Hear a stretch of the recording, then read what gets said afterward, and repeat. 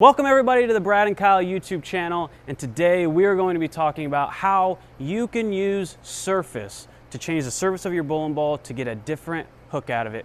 Stay tuned.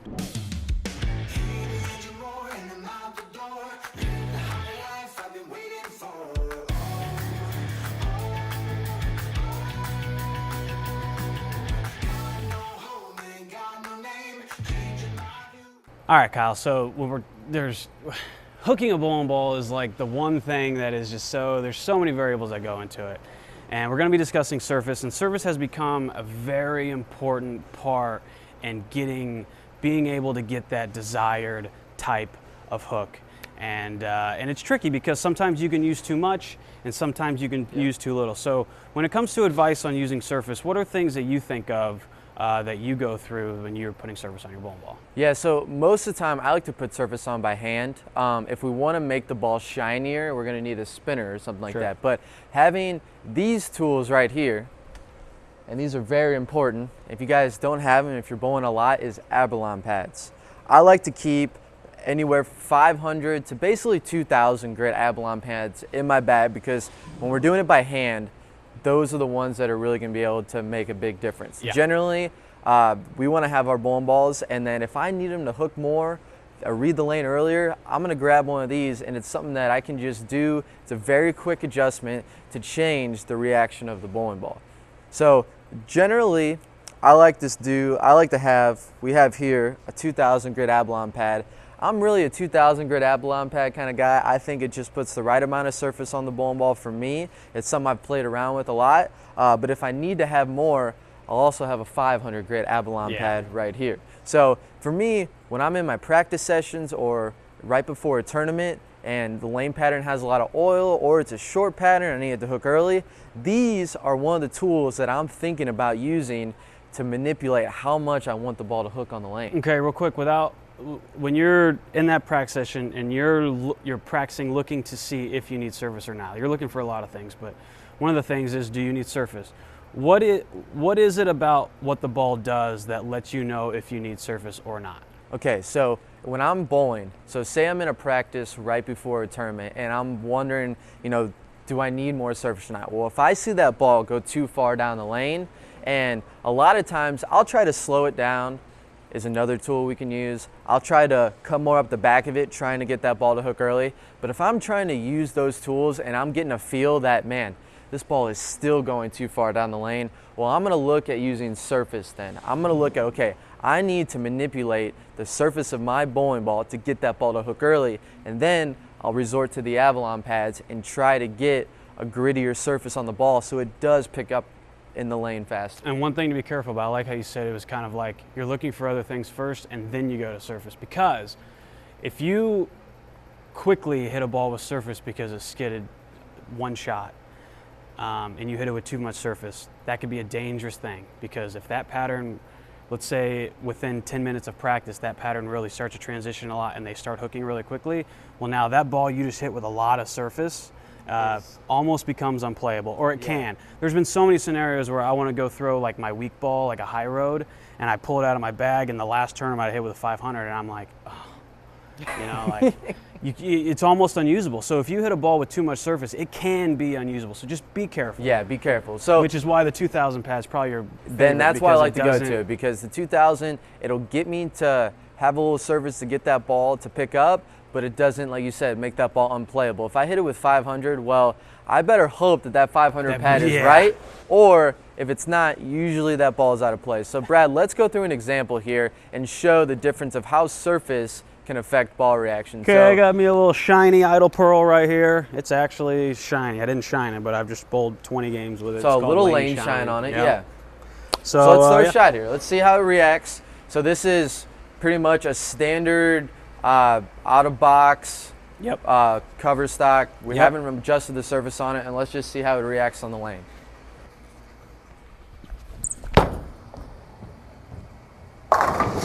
Okay. The dreaded 4-pin. Okay. I mean, that... So that was good. That was good. It hooked. For what you're bowling on right now, the surface would probably be fine. Fine. So, or if you do want a little bit of surface, very little. Very little, yeah. The fact that it even hooked in the mid lane just lets me know not a lot is needed. Okay, so now just to show you guys the example of how we can use surface Are you gonna smash to it? adjust. Oh yeah. Oh yeah. This brings me a lot of joy. Kind of ruining Brad's ball. I'm ruining. gonna pull this ball out next weekend in a tournament, and So I'm gonna take this 500 grit Avalon pad here. I'm gonna try to evenly apply the surface around the bowling ball. And you can already tell that that shine is coming right off. So as a bowler, when you start using this tool and you see a ball like this, you're gonna think immediately, wow, this ball is gonna hook early. This ball should react extremely different than our last shot. It's gonna hook earlier.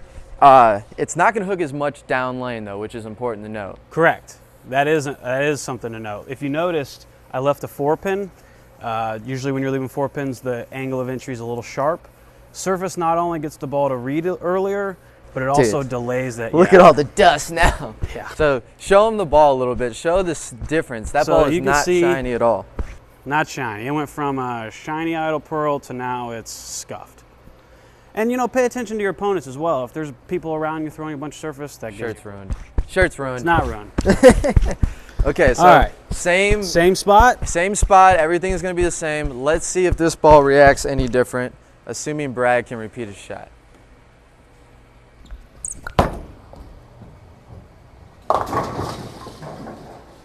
So that might have been a hair left, but you got to know that when you freshly hit a ball with surface, it's going to be hard to get it down the lane. So it might have been a hair left, but it also, the surface didn't allow it to get to that break point as far to the right. Right, because the ball is reading Ball's earlier. actually reading. It's not going to glide down the lane. On the higher surfaces, that ball is essentially, or like when it's shinier, if you're at like a 4,000 range, that ball is going to skid down the lane and then make its motion. When you have a lower grit surface like a 500, 1,000, 2,000, that ball is going to read earlier and not want to glide as much, thus, you know, creating that early reaction and just, you know, yeah, not getting as far down the lane. Mind if I share a story?